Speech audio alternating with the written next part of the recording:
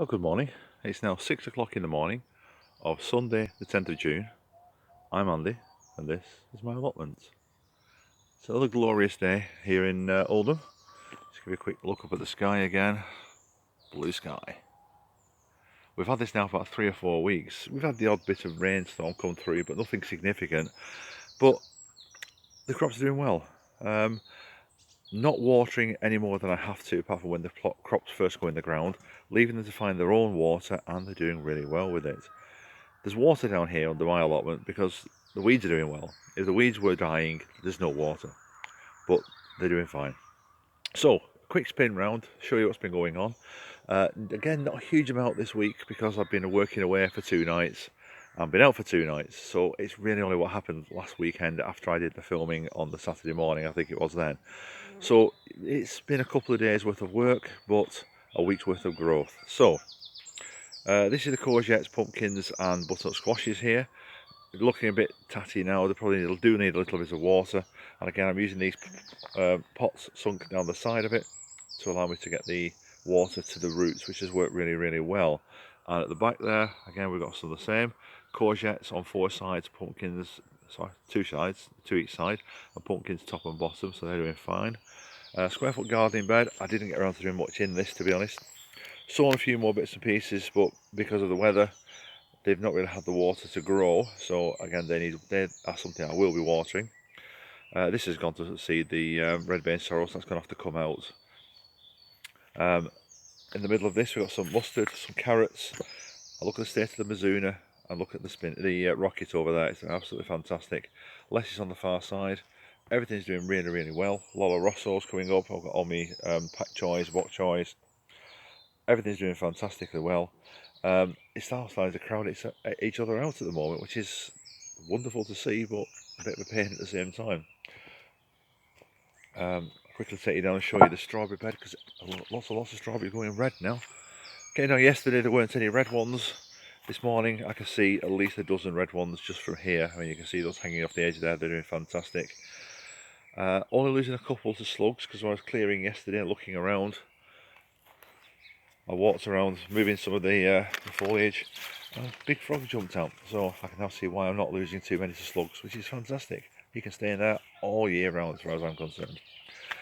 Rhubarb's doing fine. Pond, I put some pond clear stuff in last week. It's not made much of a difference, and to be honest, the pond has actually dropped about 4 inches looking at the sides. So I'm going to put some more of that in later on this weekend. I'm away again today, going out for the day to a country show in Preston with my grandson. And just look at the state of the weeds at the back. Look at the state of the weeds on this side.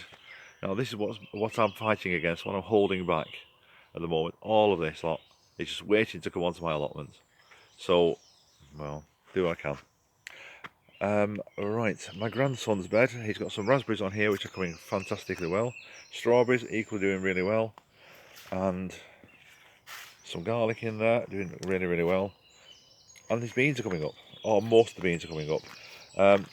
So there's 8 poles in there, and there's only one pole, this one at the front here, that hasn't got any beans coming up against it. 2 beans planted against each, and there's 2 beans on most of them, so he's doing okay. So you take it this way. I still haven't taken out this rubbish here, and as you can see it's now nearly 2 foot tall, but it's coming out really easy because the soil is really, really friable there. So it's dead simple to just grab a handful and pull it out, as I've done here. Just pulled them, they all come out fine. The carrots are doing really, really well. I mean, they're nearly a foot tall now, and the onions and garlic planted between them, really good. Done nothing with this bed, left it alone, haven't had time. This bed here with the beans in, as you can see, lots and lots of climbing French beans coming up now. Virtually every single pole has got a bean against it. In fact, I think everyone has. There was a couple that didn't when I last looked about 2 days ago, and now I can see they're all coming up, which is really good. And these, which I thought were garlic, by the looks of them, let's have a look, are actually onions. So I thought they were garlic. Must get my labelling sorted out properly.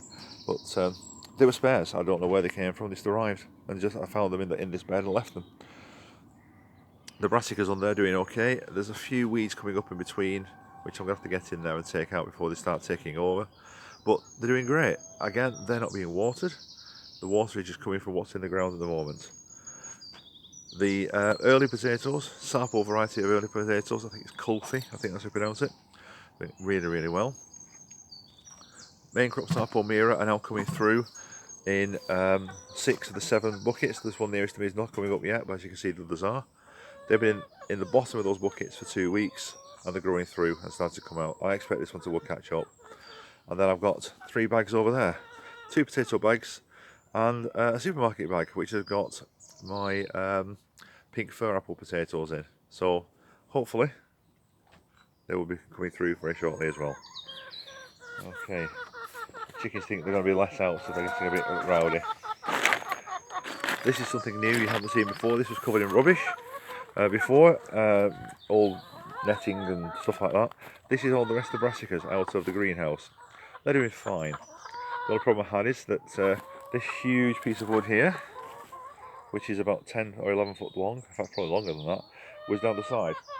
I lifted it up to try and get it out, then realised the weight of it, and it like fell with me and landed on me.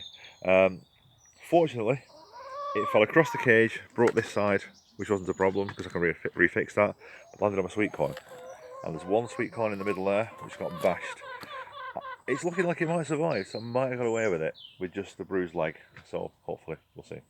But the rest of the sweet corn, as you can see, are doing really, really well. They're all sprouting up nicely. Now, one other thing that I said I was going to do last week was clear out the greenhouse. The greenhouse has been cleared. So I'll take you inside the greenhouse and show you what it's like now.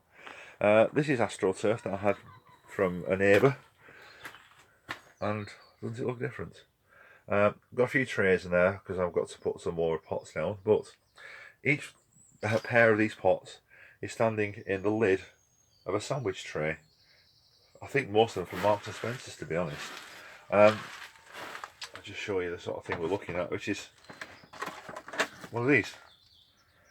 These are the lids of the sandwich boxes that you can get from Marks and Spencer's, and each one will hold water, so I can simply water from the bottom going forward. These have all been watered in, so they're all little plants at the moment because they've been held back because I've been growing them in these cups, these little pots.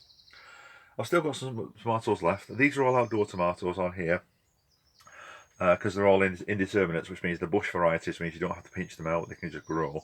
So at the back I have got marmans. I've got 4 marmans, and I've got 3 Principe Borgheses, which are a nice big red tomato. Peppers at the front, they're going to be potted on into bigger pots. The fruit bushes, I just need to get these out somewhere. I've got to find the time and the space to put them in. I just haven't got time at the moment. And then I've also got in there, I've got the Swedes and I've got some celeriac, which may be a little bit late at the moment. I might get something from them, I may not, I don't know. I've also put some beans in a guttering, which has been sealed with tape at either end, just to keep the soil in.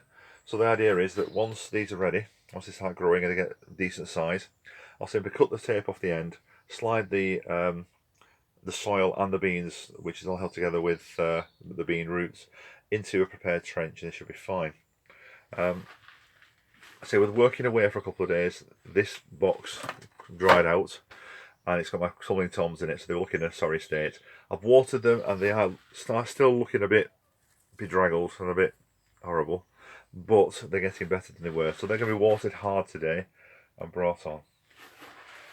All my herbs in here are still doing really, really well. Less said about that tray the better. They were all the brassicas, which either didn't survive or they're just weak and weedy. Now this was supposed to be parsnips. Looking at it, it's mostly weeds. I don't think anything's going to come through on those. I'll give them a little bit longer. They've got plenty of time in the ground when they do go in, so we shall wait and see. I don't know. Alright, variety of tomatoes I've got down here. I've got 2 San Marzanos. I've got another couple of those still to go in somewhere. I have got 2 Moneymakers, 2 Red Pear, and 2 Gardener's Delight. So I've got a variety of peppers down there. Tomatoes rather. I'm going to put some more across the top, move that table down a little bit, and put another 2 trays at the top there, so the 4 plants there. I've got a couple of strange ones. This one at the back is definitely a tomato. Yes, I had it labelled up as a hot Scotch pepper.